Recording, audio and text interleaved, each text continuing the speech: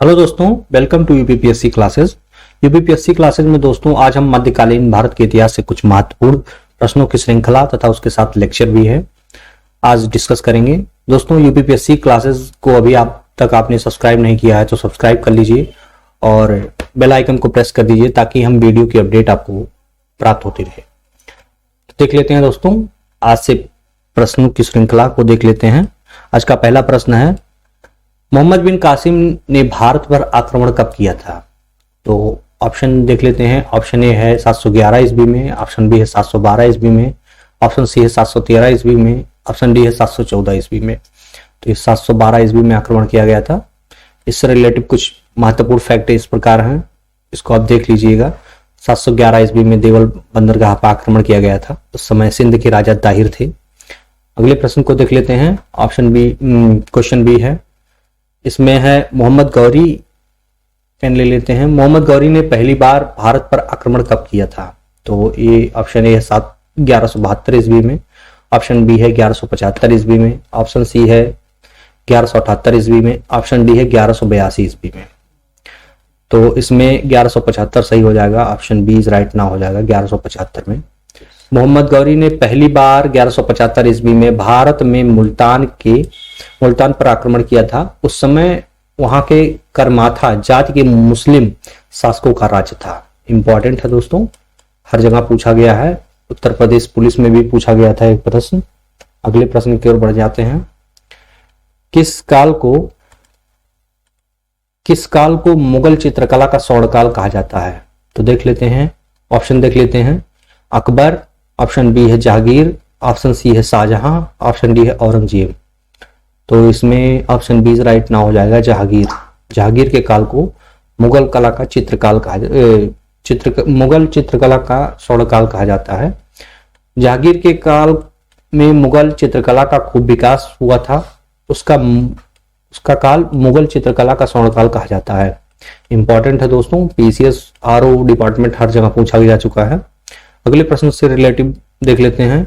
भारतीय राष्ट्रीय कांग्रेस का 1896 का अधिवेशन निम्नलिखित में से किसके लिए विख्यात है? तो देख लेते हैं, इंपॉर्टेंट प्रश्न है। ऑप्शन देख लेते हैं। पहली बार राष्ट्रीय गान गाया गया था, पहली बार राष्ट्रीय गीत गाया गया था, ऑप्शन सी है पहली बार तिरंगा लहराया गया था, ऑप्शन डी है इनमें से कोई नहीं। तो इसमें ऑप्शन बी राइट ना हो जाएगा, पहली बार राष्ट्रीय गीत गाया गया था। देख लेते हैं। 1896 में पहली बार कांग्रेस के अधिवेशन में भारत का राष्ट्रीय गीत वंदे मातरम गाया गया था। वंदे मातरम बंकिम चंद्र चटर्जी के उपन्यास आनंद मठ का अंश है। इंपॉर्टेंट है दोस्तों, ये कांग्रेस अधिवेशन जो महत्वपूर्ण कांग्रेस अधिवेशन है, इसका मैं एक वीडियो बनाऊंगा अगली बार हो सके तो, या फिर लेके आऊंगा जो कांग्रेस अधिवेशन इंपॉर्टेंट है। देख लेते हैं। अगला प्रश्न देख लेते हैं। निम्नलिखित में से किस गवर्नर जनरल को भारतीय प्रेस का मुक्तिदाता कहा गया है? इंपॉर्टेंट प्रश्न है, आरओ डिपार्टमेंट में पूछा गया है। देख लेते हैं। ऑप्शन ए है Lord William Bentinck, option B है Sir Charles Metcalfe, option C है लॉर्ड आर्कलैंड, ऑप्शन डी है लॉर्ड एलनबरो। तो इसमें हो जाएगा Sir Charles Metcalfe, option B right ना हो जाएगा, चार्ल्स मेटकॉफ राइट हो जाएगा। देख लेते हैं। सर चार्ल्स मेटकॉफ 20 मार्च 1835 से 4 मार्च 1936 के बीच में भारत के गवर्नर जनरल रहे। इन्होंने प्रेस को पूर्ण स्वतंत्रता दी, इसलिए भारतीय प्रेस का मुक्तिदाता भी कहा जाता है। देख लेते हैं दोस्तों। अगले प्रश्न की ओर चलते हैं। स्वतंत्रता आंदोलन के दौरान रविन्द्रनाथ टैगोर ने नाइटहुड की उपाधि किस घटना के विरोध में वापस कर दी थी? तो देख लेते हैं। ऑप्शन ए है बंगाल विभाजन 1905 में हुआ था, 1905 को। ऑप्शन बी है जलियांवाला बाग हत्याकांड 13 अप्रैल 1919 को हुआ था, और ऑप्शन सी है भगत सिंह, राजगुरु और सुखदेव के मृत्युदंड पे। ऑप्शन डी है उपरोक्त में से कोई नहीं। तो देख लेते हैं। इसमें में से हो जाएगा जलियांवाला बाग हत्याकांड पे ही वापस किया गया था। नाइटहुड की उपाधि वापस की थी रविन्द्रनाथ टैगोर जी ने। ऑप्शन बी राइट ना हो जाएगा। रविन्द्रनाथ टैगोर को 1915 में ब्रिटिश सरकार ने नाइटहुड की उपाधि से सम्मानित किया था। 13 अप्रैल 1919 को जलियांवाला बाग हत्याकांड से आहत होकर नाइटहुड की उपाधि वापस कर दी थी। इन्होंने आर्कलैंड लॉर्ड जेम्स फोर्ड को पत्र भी लिखा था इसके लिए। अगले प्रश्न की ओर बढ़ जाते हैं। ये प्रश्न बार बार पूछा जा चुका है, आईएएस तक पूछा जा चुका है।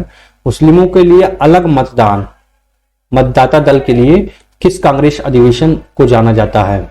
तो देख लेते हैं। ऑप्शन ए है कराची अधिवेशन 1913, ऑप्शन बी है बॉम्बे अधिवेशन 1915, ऑप्शन सी है लखनऊ अधिवेशन 1916, ऑप्शन डी है कलकत्ता अधिवेशन 1917। तो इसमें हो जाएगा लखनऊ अधिवेशन 1916। इंपॉर्टेंट है दोस्तों। 1916 के लखनऊ अधिवेशन में मुस्लिमों के लिए अलग मतदाता दल की व्यवस्था की गई थी। इस अधिवेशन में कांग्रेसों दो धड़ों गरम दल और नरम दल को वार्ता के लिए मंच पर लाया गया था। अंबिका प्रसाद मजूमदार इस कांग्रेस अधिवेशन में कांग्रेस की तरफ से अध्यक्ष थे। इंपॉर्टेंट है। अगला प्रश्न देख लेते हैं। भारत में पहली यूरोपीय बस्ती किस स्थान पर स्थापित की गई थी? तो ऑप्शन ए है कोच्चि, ऑप्शन बी है चीनसुरा, ऑप्शन सी है सूरत और ऑप्शन डी है चेन्नई। तो इसमें हो जाएगा Kochi. Option A is right ना हो जाएगा कोच्चि। केरल के एनकुलम जिले में स्थित कोच्चि फोर्ट यानी किला था एक, भारत में पहली यूरोपीय बस्ती थी। यह जल से घिरा हुआ स्थान था। यह कोच्चि के दक्षिण पश्चिम में स्थित है। निम्नलिखित में से किस राज्य ने अंग्रेजों को मुक्त व्यापार के लिए सुनहरा फरमान जारी किया था? तो ऑप्शन देख लेते हैं। ऑप्शन ए है हैदराबाद, ऑप्शन बी है बीजापुर, ऑप्शन सी है गोलकुंडा, ऑप्शन डी है अहमदनगर। तो इसमें ऑप्शन सी इज राइट ना हो जाएगा गोलकुंडा। देख लेते हैं। 1632 में अंग्रेजों को गोलकुंडा के साथ मुक्त व्यापार करने का सुनहरा फरमान प्राप्त हुआ।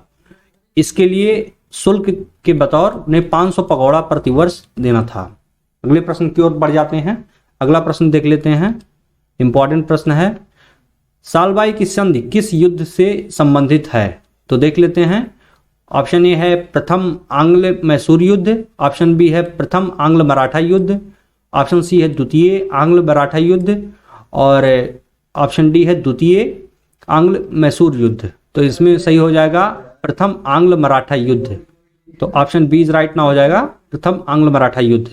देख लेते हैं। प्रथम आंग्ल मराठा युद्ध के बाद 17 मई 1782 को सालबाई की संधि पर हस्ताक्षर किए गए थे। इस संधि पर मराठा साम्राज्य के प्रतिनिधि और ब्रिटिश ईस्ट इंडिया कंपनी के प्रतिनिधियों द्वारा हस्ताक्षर किए गए थे।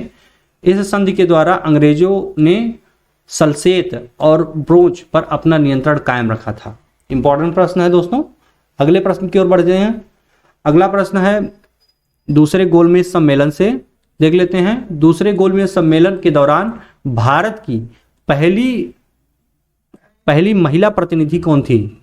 तो देख लेते हैं। Option A Sarojini Naidu, option B है सविताबाई फुले, ऑप्शन सी है सुचित्रा कृपलानी, ऑप्शन डी है इनमें से कोई नहीं। तो इसमें हो जाएगा सरोजनी नायडू। इंपॉर्टेंट है दोस्तों। दूसरे गोलमेज सम्मेलन के दौरान भारत की जो महिला प्रतिनिधि थी वो सरोजनी नायडू थी। इंपॉर्टेंट है। अगले प्रश्न की ओर बढ़ जाते हैं।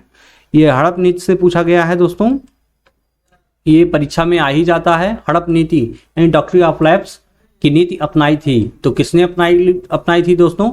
लॉर्ड विलियम बेटिक के द्वारा, ऑप्शन बी है लॉर्ड हार्डिंग के द्वारा, ऑप्शन सी है डलहौजी के द्वारा, ऑप्शन डी है लॉर्ड बेंजली के द्वारा। तो इसमें लॉर्ड डलहौजी की हड़प नीति है दोस्तों। इसने ही भारत के राज्यों को हड़प करके और अपने ब्रिटिश साम्राज्य में मिला लिया था इसने। और कब कब राज्यों को, कौन कौन से राज्यों को हड़पा है इसमें देख लेते हैं। इसमें इंपॉर्टेंट है सतारा को पहले हड़पा गया था 1848 ईस्वी में। तो इसमें अवध का भी नाम आता है 1856 ईस्वी में। इंपॉर्टेंट है झांसी का भी 1853 में। और इसमें देख लेते हैं उदयपुर का भी नाम आता है 1852 में।